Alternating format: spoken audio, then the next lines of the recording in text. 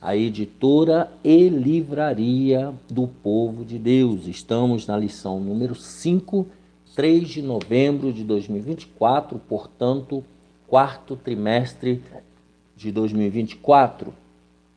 A CPAD é a livraria e a editora do povo de Deus. Em todo o território nacional, você encontra uma livraria CPAD. É ali que você compra livros, bíblias, revistas, materiais evangélicos para o seu crescimento espiritual. Aqui em São Paulo, onde estamos, a loja nova da CPAD está na rua João Tobias, 360, no Belenzinho, bem ao lado do novo templo da Assembleia de Deus do Belenzinho. Então, ali na CPAD, você procura ali pastor Jefferson, Moisés, procura a Berenice, a Graça, enfim, a equipe do pastor Jefferson está ali pronta para te receber. No novo templo da Assembleia de Deus do Belenzinho, também no térreo, você tem a livraria da associação. Ali você procura o Alex e o pastor Silas. Ali você compra também livros, revistas, bíblias e todo o material evangélico para o seu crescimento espiritual. E a Provix, que é a livraria online do pastor Fernando, nosso amigo, nosso coordenador. Quando você compra na Provix, a livraria online do pastor Fernando, você está contribuindo diretamente aqui com o nosso canal. E isso é muito importante para que o nosso canal possa crescer. Nós precisamos de contribuições. Aqui embaixo tem o número do celular, DDD 11, ele também é a chave Pix. Se você puder, envie a sua oferta, coopere, faça um investimento aqui no nosso canal. E se você quiser ser um patrocinador do nosso canal, entre lá no nosso e-mail, albruno@yahoo.com.br. Eu vou soletrar albruno@yahoo.com.br e venha ser um patrocinador aqui do nosso canal. Quero te lembrar de deixar aqui o seu gostei, se inscrever no canal, compartilhar essa videoaula com o maior número de pessoas, para que elas também sejam abençoadas por Deus. Incentive seus amigos e contatos a se inscreverem no canal. Vamos aí caminhar para os 5.000 inscritos. Precisamos que cada pessoa seja um divulgador do nosso canal e um incentivador das pessoas para que elas se inscrevam no nosso canal. E, por gentileza, meus irmãos e irmãs, deixa aqui embaixo um comentário, nem que seja só a paz do Senhor, um abraço, Deus abençoe sua família. Deixa algum comentário, se quiser pode deixar uma crítica construtiva, é muito importante, é válido, né, com todo respeito, com toda reverência. Então, mas deixa aqui embaixo registrado um comentário. Isso é muito importante para a plataforma do YouTube entender que esse conteúdo vale a pena ser levado adiante. Quero agradecer já aqui, irmão Reginaldo Aparecida Amaral, que tem nos cedido esse espaço para fazermos aqui um estúdio provisório, tá bom? Vai orando para Deus nos dar o nosso estúdio definitivo. Também quero agradecer irmão Josué, marido da irmã Marilena, da nossa congregação do BNH, que também tem nos ajudado, tem sido um cooperador nosso aqui, né? Ele fez um tablado maravilhoso, fez aqui um quadro, né? Ele nos ajudou aqui com luminárias, é um camarada fantástico. Deus abençoe o irmão Josué, Deus abençoe o irmão Reginaldo e os seus familiares também. E você, se quiser nos ajudar de alguma maneira, será muito bem-vindo, tá bom? O comentarista dessa lição de adultos é o pastor Elinaldo Renovato, muito conhecido, né, das lições, uma pessoa muito bem preparada para nos ensinar a palavra de Deus. E aqui embaixo, obviamente, o pastor Fernando preparou uma playlist. Se você perdeu alguma aula, vai lá, assista para você poder pegar todo o conteúdo desse trimestre. Vamos lá então, lição 5, 3 de novembro de 2024, a promessa de salvação. O texto áureo está em João 5, 24, que diz: na verdade vos digo que quem ouve a minha palavra e crê naquele que me enviou tem a vida eterna e não entrará em condenação, mas passou da morte para a vida. Verdade prática. A promessa da vida eterna é a maior bênção divina para todo aquele que crê em Jesus Cristo. Vida eterna. Leitura bíblica em classe se encontra em João, capítulo 3, do versículo 14 a 21. E como Moisés levantou a serpente no deserto, assim importa que o Filho do Homem seja levantado, para que todo aquele que nele crê não pereça, mas tenha a vida eterna.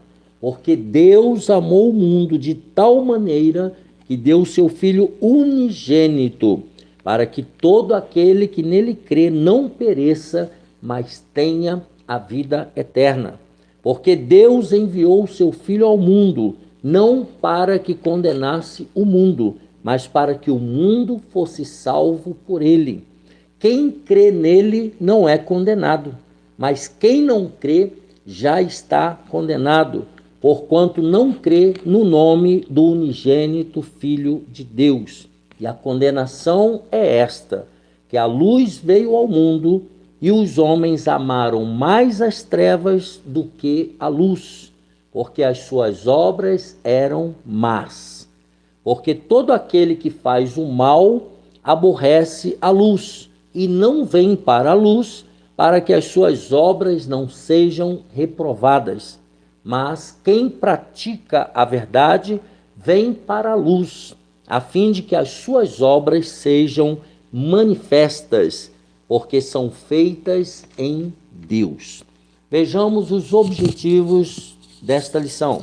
Primeiro, explicar biblicamente a promessa da salvação, mostrar a natureza da promessa da salvação e 3, refletir a respeito da importância da promessa da salvação e a perseverança nela. E a perseverança nessa salvação. Portanto, a palavra-chave é salvação. Vamos entender isso. Primeiro, na introdução, a salvação é um dos temas mais importantes da Bíblia, pois é a principal promessa de Deus para a humanidade, é para toda a humanidade. A doutrina bíblica da salvação nos leva a conhecer quão grande é o amor de Deus para com o ser humano. É exatamente isso o que nos mostra o Evangelho de João no capítulo 3, em que estudaremos a promessa da salvação, a sua natureza e a perseverança. 3 temas aqui dentro da promessa desse tema de salvação. A promessa, o que é a promessa da salvação, a sua natureza e a perseverança. Então vamos lá, a promessa da salvação. Primeiro, uma maravilhosa salvação.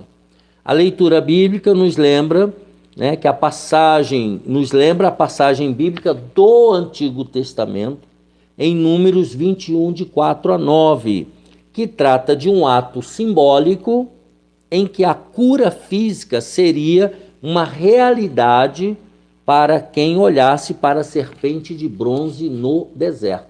As pessoas lá desobedeceram, Deus mandou serpentes para matar as pessoas, era uma maldição que veio sobre eles por conta da desobediência, e quem olhasse para a serpente de bronze que Deus mandou Moisés fazer, quem olhasse, a maldição seria removida da vida.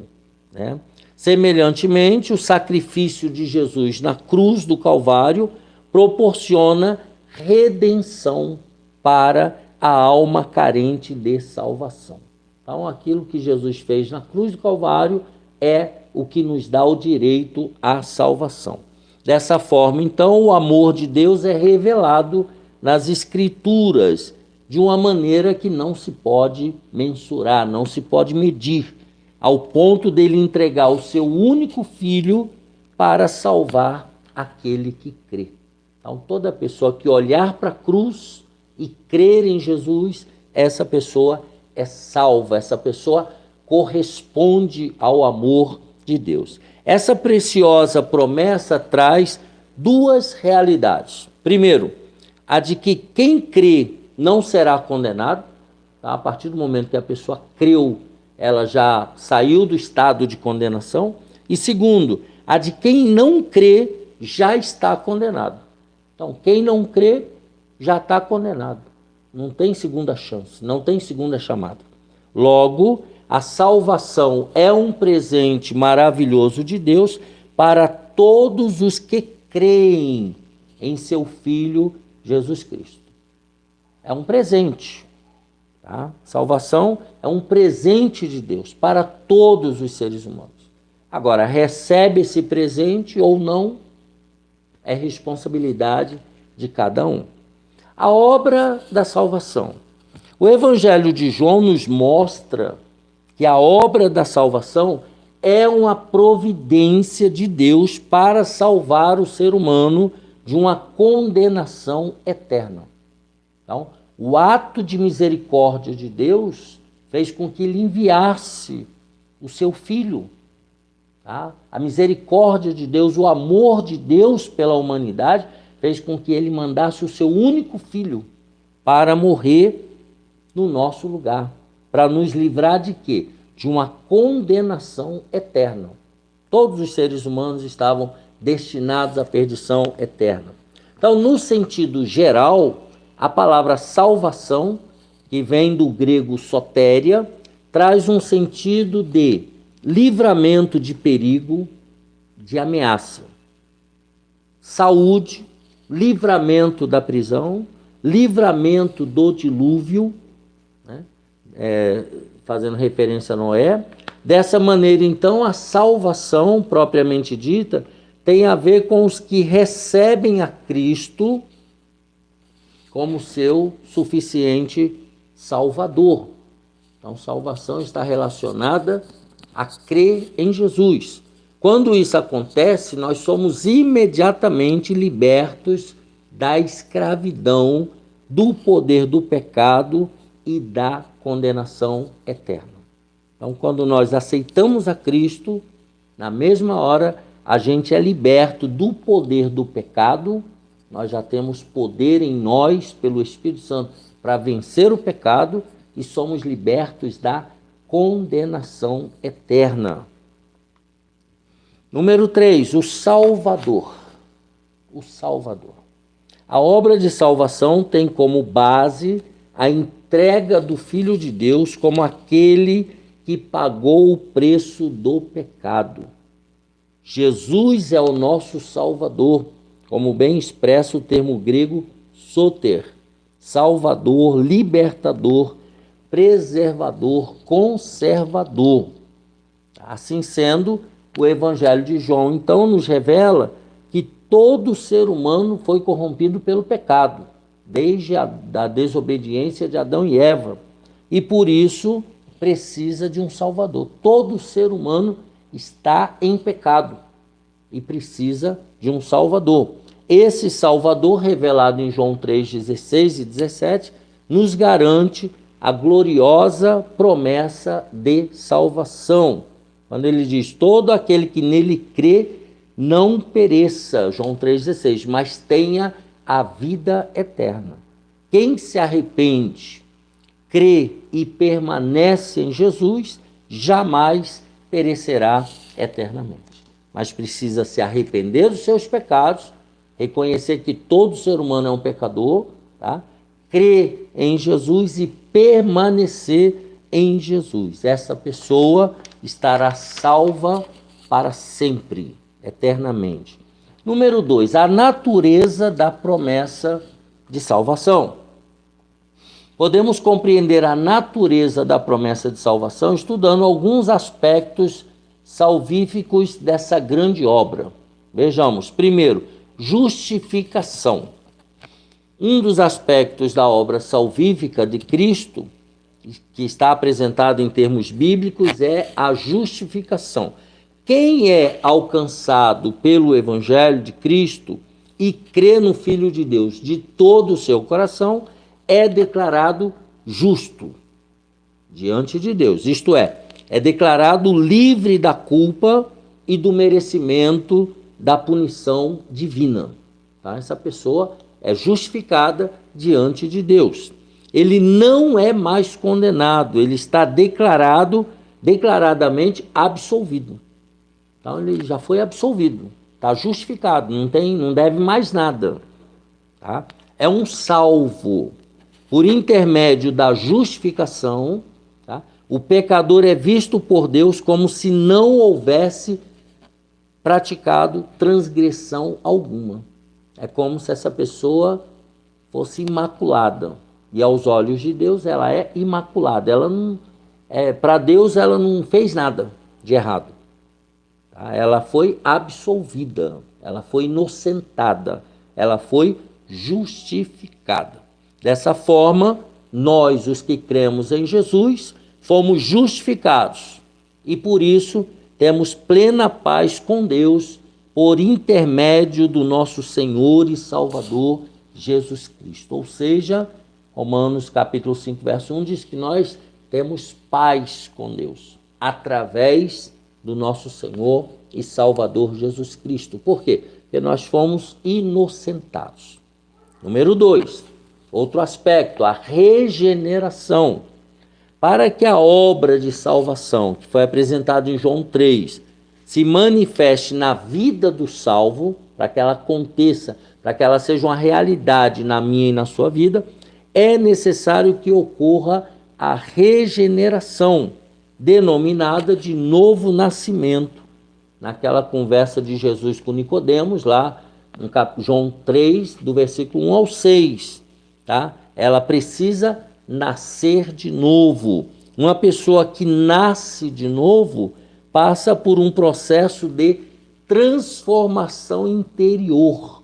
Não é exterior, é interior, em que o coração sofre uma mudança radical por intermédio do Evangelho, da palavra de Deus, mediante o poder do Espírito Santo. Então não é uma transformação aleatória, ocasional, não. Ela é efetuada pelo Espírito Santo dentro de cada pessoa. Lá em João 16, do 7 ao 11, fala que ele vai convencer o homem da justiça, do pecado e do juízo. Então, quem convence é o Espírito Santo. Essa obra é feita diretamente pelo Espírito Santo, conforme eu acabei de falar. Então, através dessa obra do Espírito Santo, o pecador se torna filho de Deus, nova criatura, que anda em novidade de vida. Ela anda numa novidade de vida, é outra pessoa. Fumava, não fuma mais, bebia, não bebe mais, matava, não mata mais, roubava, não rouba mais. Agora é uma pessoa honesta, é uma pessoa que está em novidade de vida. Uma vez que nós nascemos de novo, então, passamos a fazer parte da família de Deus, dos filhos de Deus. Agora nós temos uma outra família, que é chamada a família de Deus. Então, regeneração. Outro aspecto, santificação. A santificação é um aspecto da salvação como resultado da obra do Calvário de nosso Senhor Jesus Cristo. Então, é um processo a santificação. Em primeiro lugar, por meio da justificação, nós já vimos, e por meio da regeneração. Então, teve esses dois aspectos, agora nós somos santificados por Deus de maneira posicional, ou seja, imediatamente. Então, aos olhos de Deus, nós falamos no primeiro subtópico, tá? Santificados, justificados, nós fomos inocentados. E aos olhos de Deus, então, nós somos santos. Passamos a ser santos aos olhos de Deus. Por quê? Porque nós somos inocentes, nós somos imaculados. Em segundo lugar, nós somos santificados de maneira progressiva. por meio do relacionamento com Cristo.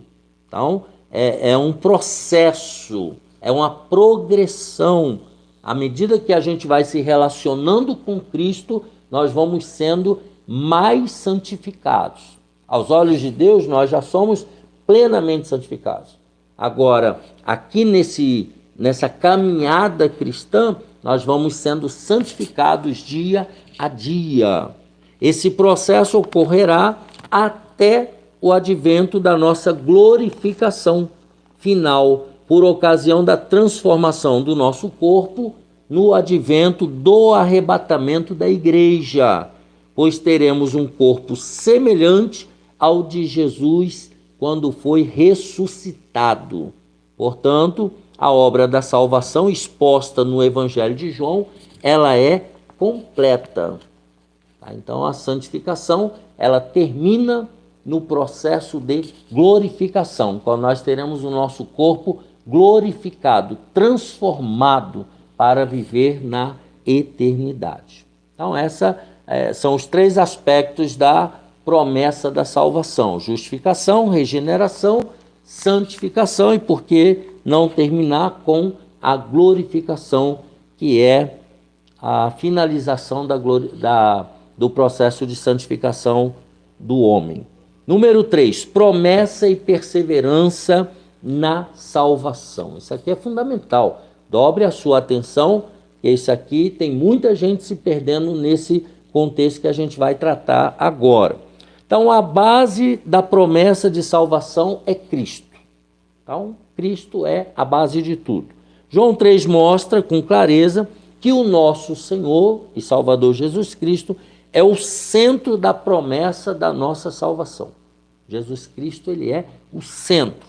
Deus escolheu um povo dentre pessoas pecadoras que se arrependeram e creram em Jesus Cristo como Senhor e Salvador.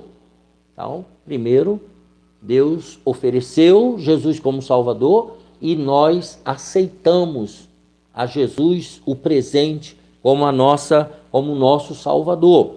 Logo, a igreja de Cristo, o povo de Deus, a família de Deus, é constituída de pessoas unidas ao Senhor Jesus Cristo. Essa família são pessoas que estão unidas com Jesus Cristo. Vamos ver Efésios 1, 9 e 10. Eu vou ler na Bíblia, na linguagem de hoje, que é uma Bíblia que você pode comprar com o pastor Fernando, ou na CPAD, ou na livraria da associação.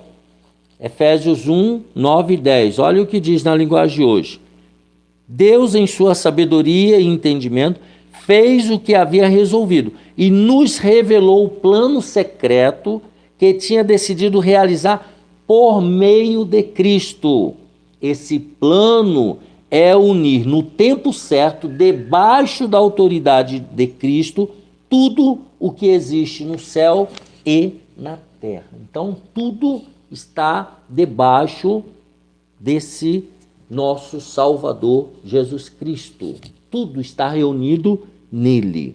Tá? Assim fazemos parte do corpo de Cristo, e isso só é possível por causa da obra consumada na cruz, conforme Efésios 1 e 7, eu fechei aqui, mas a gente acha rapidinho.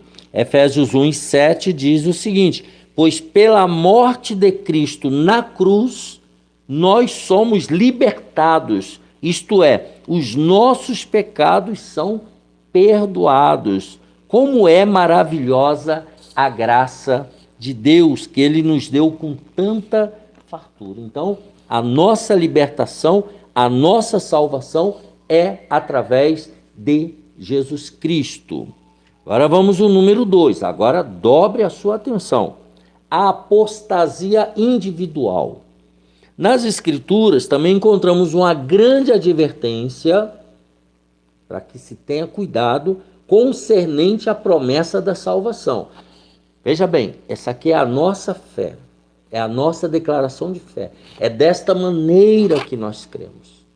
Existem outras visões teológicas, como por exemplo, tem gente que acha que uma vez salvo, salvo para sempre. que ninguém perde a salvação e coisas do tipo. Nós não cremos assim. Essa que nós estamos estudando é a nossa maneira de crer. Tá? Por isso que ele fala aqui, a advertência concernente à promessa da salvação. A Bíblia nos mostra que a salvação não é incondicional, pois as pessoas podem resisti-la. João 3, 18 a 20. Tá? Tem pessoas que resistem, não quer a salvação, não acredita nesse negócio que Jesus morreu para salvar. A gente respeita. E também mostra que os que a receberam, né, a salvação, experimentaram o amor e o perdão de Deus. Essas pessoas que receberam a Cristo como Salvador, né, elas experimentaram o amor de Deus, experimentaram o perdão de Deus e podem romper esse relacionamento, rejeitando por completo os ensinos fundamentais revelados na palavra de Deus, que é chamada de apostasia doutrinária, ou seja, não crer no que está escrito na Bíblia. Elas experimentaram o amor de Deus, experimentaram o perdão de Deus, mas tem coisas na Bíblia que ela não aceita, que ela não concorda, e ela não segue. Bem como tornando-se novamente escravos da prática do pecado. Aqui nós temos a apostasia moral. Pessoas que tinham largado o adultério, tinham largado a mentira, tinham largado toda a imoralidade. Depois elas começaram a não acreditar em certas coisas que estão na Bíblia e voltaram a praticar os seus atos anteriores à salvação. Apostasia moral. A isso denominamos, então, entre aspas, de apostasia, que implica uma rebelião contra Deus, abandono proposital da fé que uma vez nos foi entregue. Então a pessoa não crê mais, ela não quer mais saber de Bíblia, de Deus, de céu, ela não está mais aí para isso. Isso nós chamamos de apostasia, abandono proposital. A pessoa não quer mais, ela decidiu que não quer mais. Ela achou que não vale a pena, não vou seguir esse negócio de Bíblia, não. Negócio de ficar aí na igreja, negócio de ficar orando, de ficar... Não, isso aí não dá para mim, não. E volta para a antiga vida. Se era bandido, se era prostituto, se era ladrão, volta para a velha vida. Ela abandona de propósito. Isso chama-se apostasia. Há diversos registros bíblicos que confirmam essa possibilidade. Atos 14, 21, 1 Timóteo 6, 10, Hebreus 2, de 1 a 3. Então, por exemplo, muitos lá na época que saíram do Egito, quando foram libertos lá por Deus da escravidão egípcia, durante o deserto, durante 40 anos, muita gente murmurou, muita gente reclamou, muita gente morreu fulminada, muita gente perdeu o direito de entrar na Canaã, perderam o direito da vida com Deus. Tá? No Novo Testamento a mesma coisa, muitos abandonaram a fé.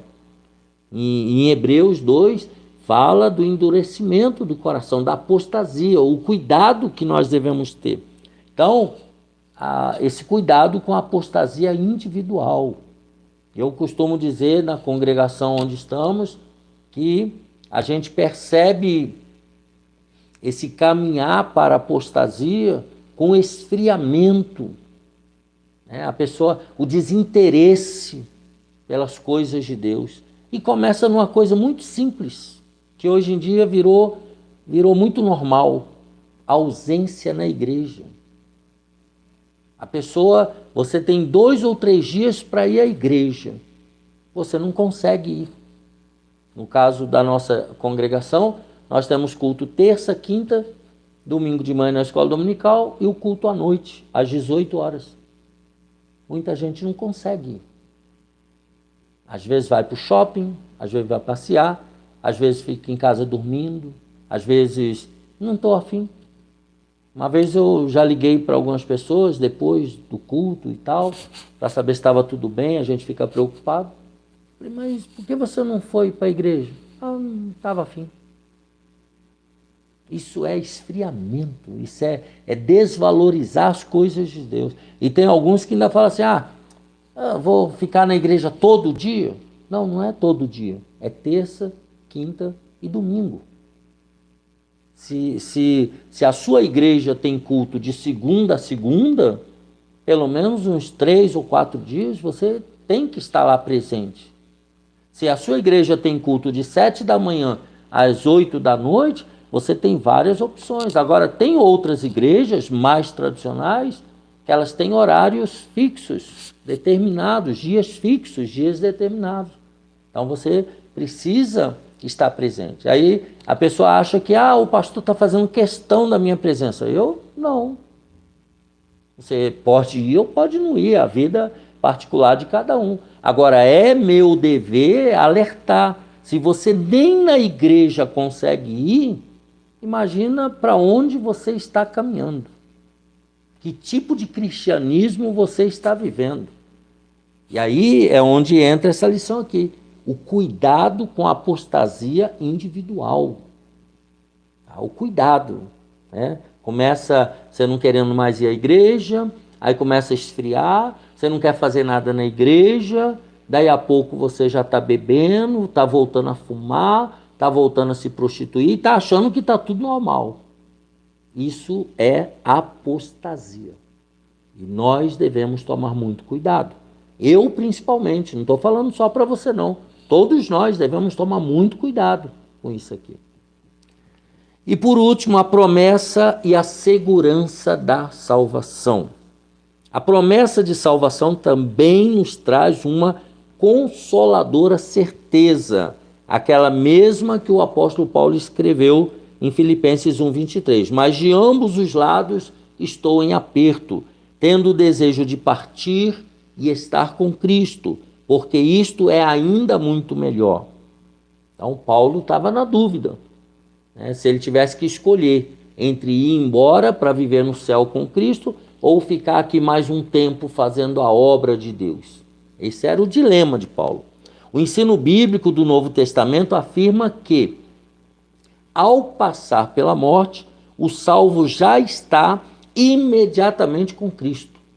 Ele fecha os olhos aqui, Cristo já o pega e já leva.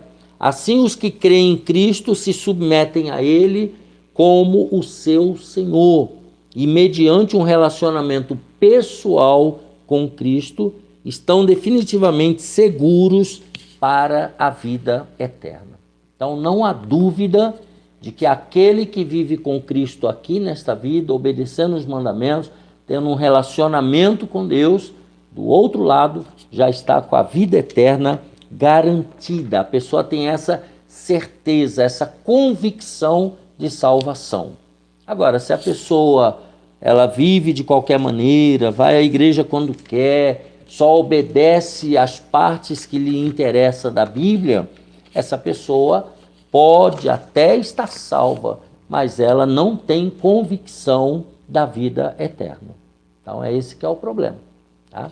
Assim nós terminamos essa lição número 5 do dia 3 de novembro de 2024, a promessa de salvação. Não se esqueça, deixa aqui embaixo o seu gostei, se inscreva no canal, compartilhe essa videoaula com o maior número de pessoas que você puder, incentive essas pessoas a se inscreverem no canal e deixa aqui alguma mensagem. Eu vou adorar saber que você está assistindo, saber o que você está pensando, o que nós podemos melhorar, deixa alguma crítica construtiva, isso é muito importante, tá bom? Deus abençoe você, professor e aluno da Escola Dominical e todos quantos estão nos acompanhando aqui no canal do professor Álvaro Bruno. Saiba que é uma honra para mim ter você aqui conosco, participando dessas videoaulas, tá bom? Um abraço apertado, Deus te abençoe, Deus te guarde, Deus te faça prosperar e até a próxima, se se Deus quiser.